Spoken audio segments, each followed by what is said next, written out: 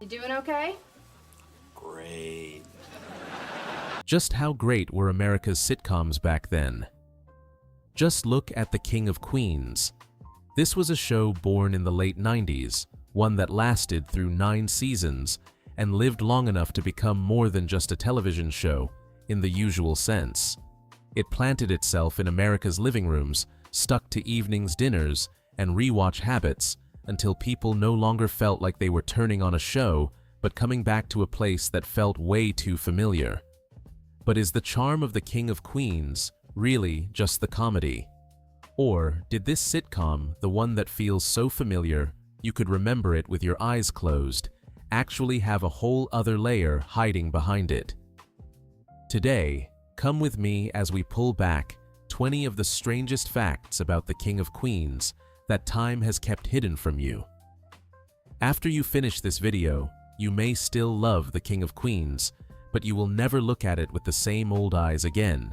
Number 20. The toughest little sitcom of the late 90s. There was something kind of funny about American television back then. The shows people expected to make history were usually the loudest names, the glossiest ones the shows promoted, like they were born to rule prime time. The King of Queens never had that look. It was not flashy. It did not try to act smarter than the audience. It just told the story of a delivery guy, a wife sharp as a blade, and a father-in-law who could turn dinner into a war zone with one off-key comment. And yet, this show, the one that seemed like something you just threw on after dinner, actually premiered in 1998 and stayed on the air all the way to 2007.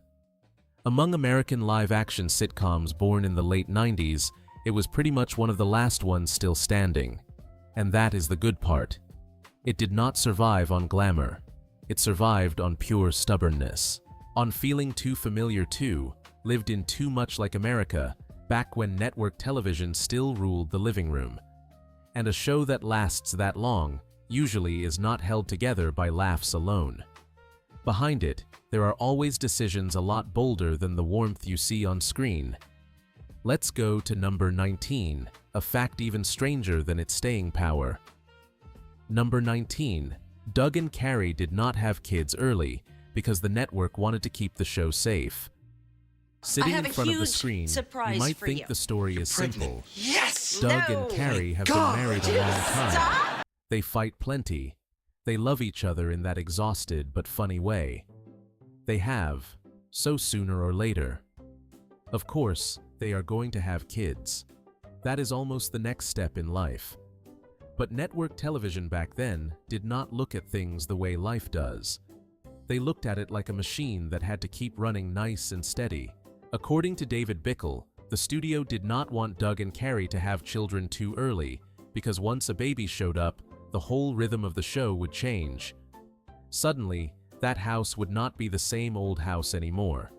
The dumb little arguments, the childish sulking, that feeling of two grown adults still acting like they have not fully grown up yet, all of that would have to make room for diapers, sleep schedules, and a whole different version of the show.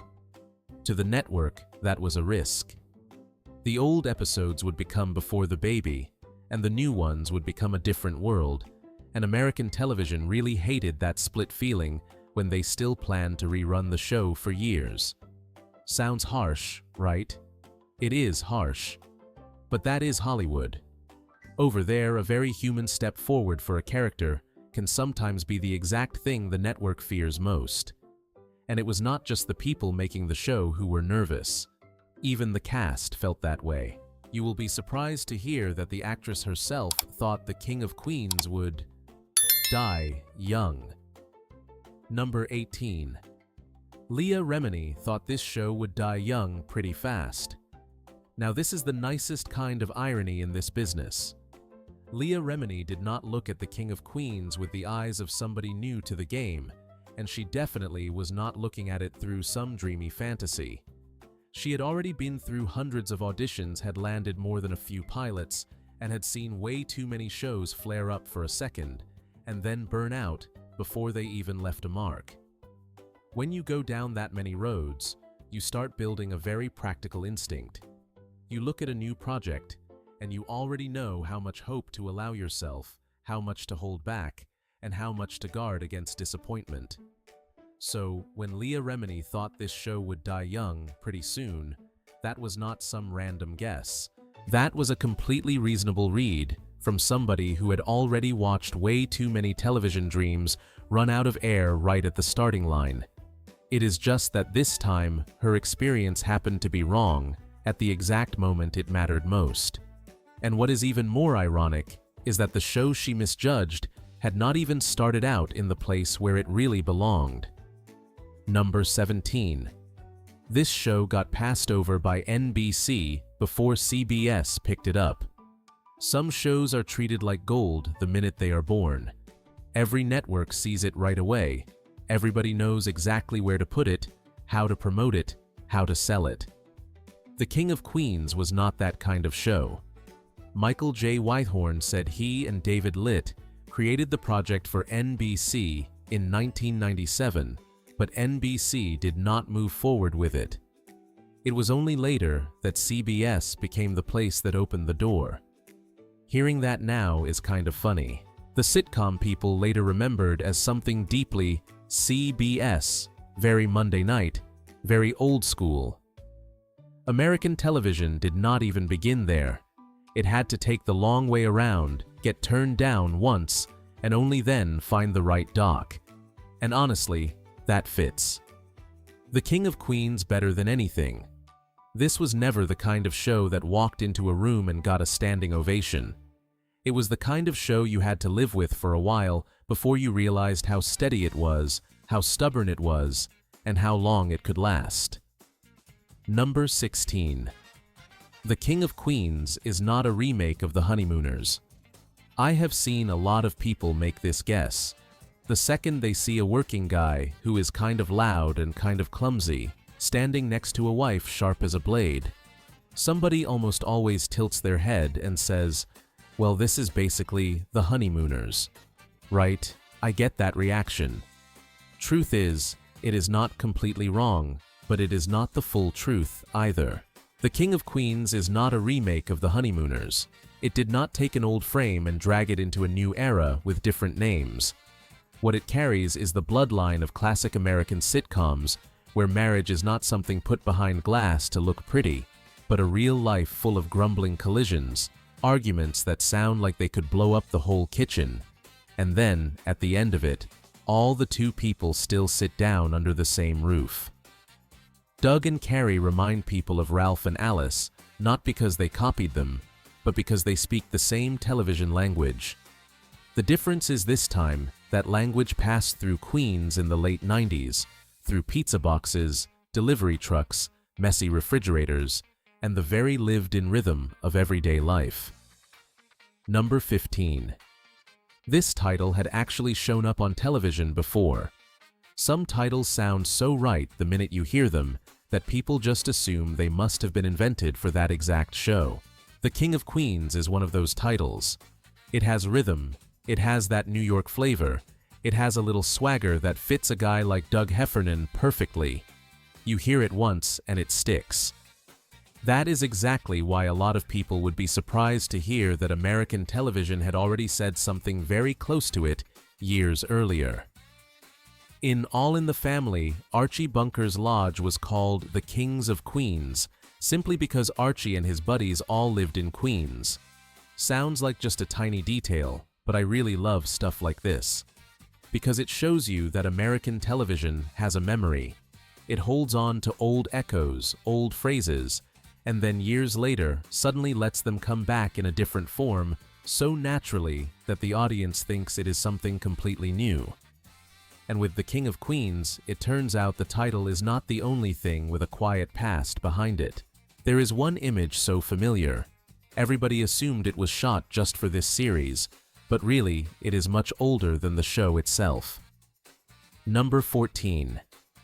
The Heffernan house was old footage from another movie. The second the front of that house appears, the audience already knows they have come back to the right place. Nobody has to explain it. Nobody needs an opening line. That house almost does part of the show's job by itself.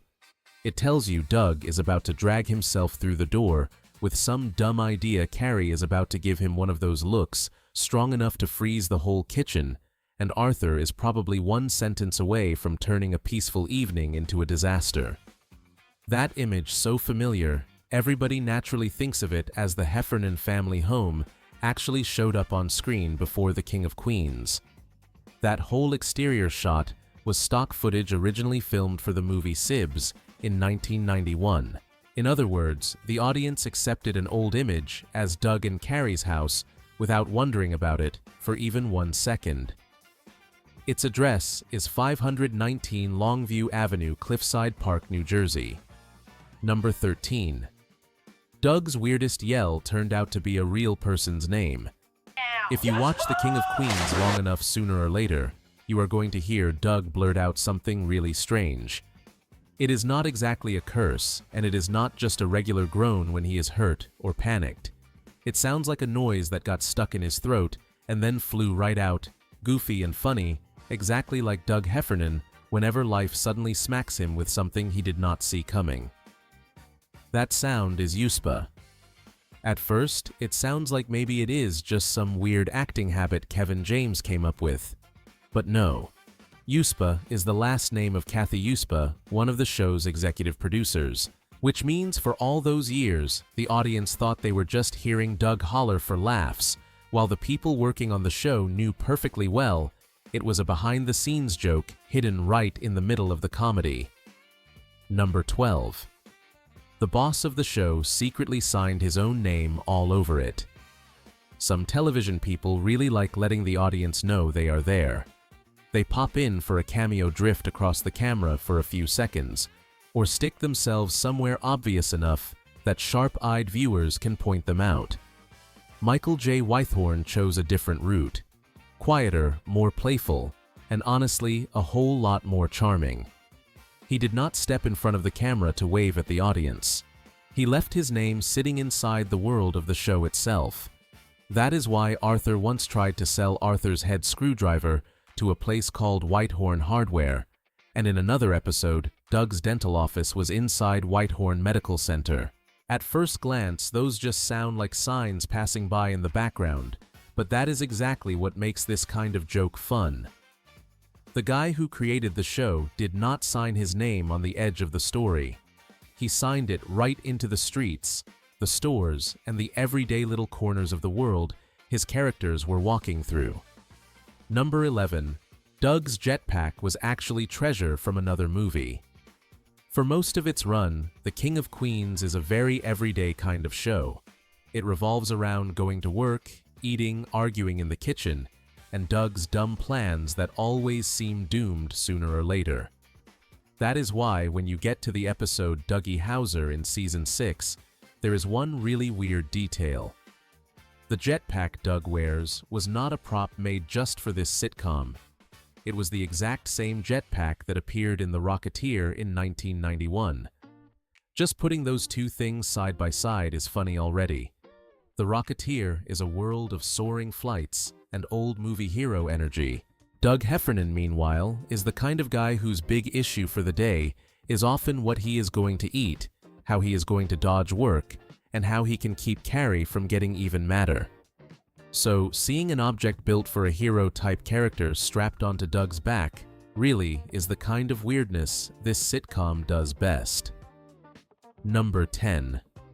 At times, this set felt more like a family gathering than a casting call. At a certain point watching The King of Queens, you start to notice something. The show does not just feel like a family on screen. It also carries that vibe of familiar faces casually coming and going behind the scenes. And that is where this fact is both fun and a little uncomfortable. Because one or two cameos, sure, everybody can laugh that off. But when relatives of the actors, real-life spouses, siblings, and all kinds of familiar faces keep stepping into the world of the show, the tone starts to shift. From one angle, it actually fits. The King of Queens perfectly.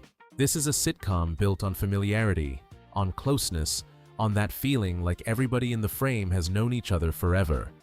If the set really worked like one big family, that makes sense. But from another angle, viewers have every right to raise an eyebrow. Because when too many insiders show up, the line between warmth and favoritism starts to blur pretty clearly. Number 9. The show gave Carrie a sister, then quietly erased her. This is the kind of thing only older sitcoms could get away with so casually. In the first season, Carrie was not an only child. She had a sister named Sarah Spooner, played by Lisa Riefel, introduced as an aspiring actress who lived a pretty messy and irresponsible life. Sarah showed up in exactly 5 episodes, then disappeared completely, like somebody walked into the Spooner family tree and erased a whole branch with an eraser. The funny part is the show barely bothered to explain it. Sarah only gets mentioned one more time by Doug, and after that, the King of Queens just keeps going, like Carrie had always been an only child. Kevin James later said it pretty plainly: the writers just could not come up with a good storyline to keep the character going. So that was it. Number 8. Arthur is old enough that he feels more like Carrie's grandfather than her father. From the very first time watching The King of Queens, it is easy to feel that Arthur and Carrie are not just different in personality. These two feel like they came from completely different countries, speaking completely different languages, and somehow got stuck under the same roof. Arthur reacts to everything like a man carrying an entire outdated world on his back, while Carrie has to deal with him in a way that feels less like a daughter talking to her father and more like an adult trying to manage an aging storm in the living room. Then, you find out Arthur was about 44 when Carrie was born, and suddenly everything feels even more off. That is not just an age gap, that is a gap in generations, in rhythm, in how they see the world. No wonder Arthur always feels like he came from a time that has long since closed its doors, then somehow got dropped into Doug and Carrie's kitchen just to stir everything up. Number 7. The Jets and Mets clothes Doug wears are Kevin James's real clothes. Have you ever noticed what Doug Heffernan wears when he is sitting in front of the TV? Doug loves sports in that very Queens kind of way, loud, a little over the top, and funny enough that Carrie only needs one glance to know the night is probably not going to be peaceful. And the fun part is a lot of what Doug wears in those scenes is not wardrobe made to look like a fan. Those are Kevin James's actual clothes. In real life, he is a big fan of the New York Jets and the New York Mets, so that natural feeling you get from Doug in those moments is not an accident. He does not look like an actor pretending to be a fan. He looks like a guy who has worn those exact clothes on countless Sundays, yelled at the TV for real, and lived that rhythm outside the show. Number 6. Carrie looked different because Leah Remini was pregnant. Longtime fans of The King of Queens tend to notice the smallest changes. Just a slight shift in posture in how a character appears on screen, or in that familiar feeling being just a little off, and they pick it up right away. Carrie had a phase like that. Not a total change, but enough for a lot of viewers to notice that Leah Remini looked a bit fuller than before. The real reason is simple, very real, nothing mysterious about it. Leah Remini was pregnant in real life at the time, which means the change people saw on screen was not a creative decision.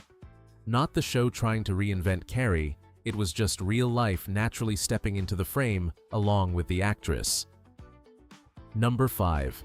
Those 2 photos on the Heffernan fridge were not just random decoration. This is not some deep prop department secret, not something you have to dig through behind the scenes trivia to find. It has been sitting right there in the Heffernan kitchen the whole time, in a spot viewers have looked at for years, without really stopping to ask, who are those 2 guys on the fridge? Those faces belong to Don Geronimo and Mike O'Mara from the nationally syndicated radio show The Don and Mike Show. The fact that the characters look at them without knowing who they are is actually part of the joke. A very classic American television kind of joke: hide something real right in the frame, then let the people who get it laugh, while everyone else still sees it as a perfectly natural part of that messy kitchen. And the show did not stop at just putting up the photos. Don Geronimo and Mike O'Mara also appeared as guest stars in the episode Roman Holiday in Season 2. So this is not just a quirky background detail, it is a little wink from the inside sitting right in front of the audience and still slipping past almost everyone. Number 4. Doug's parents share the same names as Kevin James's real parents. Some shows borrow a little bit from real life just for flavor. The King of Queens sometimes goes a lot further than that. It does not just take a real detail and tuck it somewhere in the background for sharp eyes to catch. Sometimes it lifts a piece of Kevin James's real family and places it right into Doug's life so smoothly that the audience has no reason to question it. In the show, Doug's parents are named Janet and Joe. In real life, Kevin James's parents have those exact same names. It sounds small, but details like that are what make Doug feel less like a character built on paper just to serve a function. He feels like a person stitched together from things close at hand, close to memory, close to real life. And once a show is willing to bring real parents' names into a character's family, it is not that surprising when something even more real walks straight into the frame. Sometimes that something is a real-life dog. Number 3. The show used Patton Oswalt's real dog on screen. In most sitcoms, a dog is just a dog. It walks into the frame, stands where it is supposed to look in the right direction, and that is it. But the King of Queens does things in a much funnier way. The dog Alan, who belongs to Spence, was not some random dog brought in for the scene. He was Patton Oswalt's real-life dog, and even better, his name was actually Alan. The show barely bothered to change anything. They did not rename him to fit the character. They did not swap him out for a more TV-friendly dog. They just took Patton Oswalt's real dog, kept his real name, and put him into the show like it was the most natural thing in the world. So Alan does not feel like a prop with 4 legs. He feels like a piece of real life that casually wandered into Spence's world. Number 2. Across 207 episodes, only Kevin James and Leah Remini were there from start to finish. When people think of the King of Queens, most picture 3 faces right away: Doug, Carrie, and Arthur. And that makes sense. Every time Arthur walks into a scene, it feels like he takes over the whole room. He is loud, unpredictable, and he shakes things up so much that it is easy to feel like he has been there the entire time. But he has not. Across all 207 episodes, only Doug and Carrie were there from beginning to end.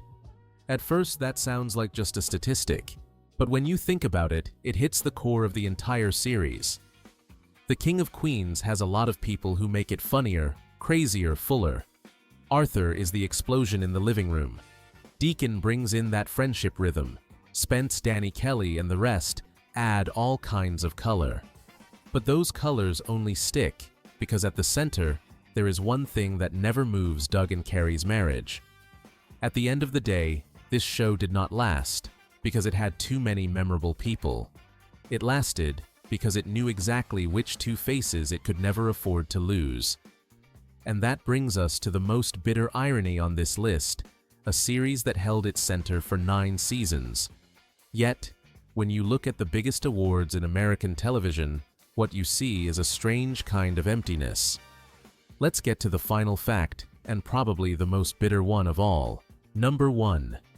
The show never won an Emmy despite being hugely popular.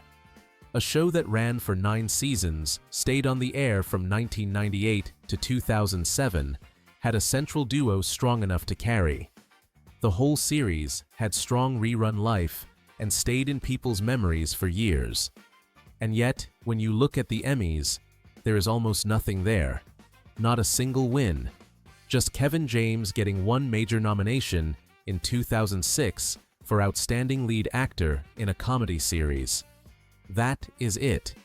And honestly, that is the part that makes people pause.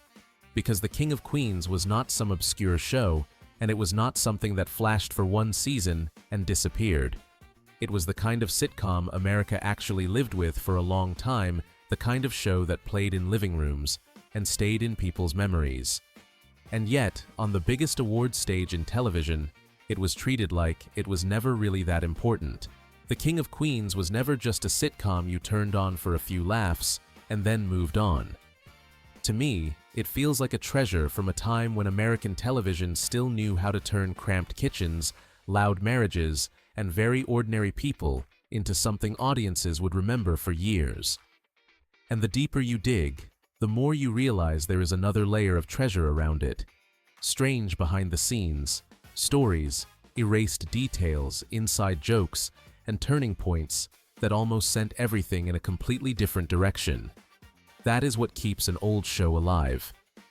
It does not just live inside the episodes. It lives in memory, in what got left out, and in that feeling you get every time you sit down to watch it again and still discover something new. So, what about you?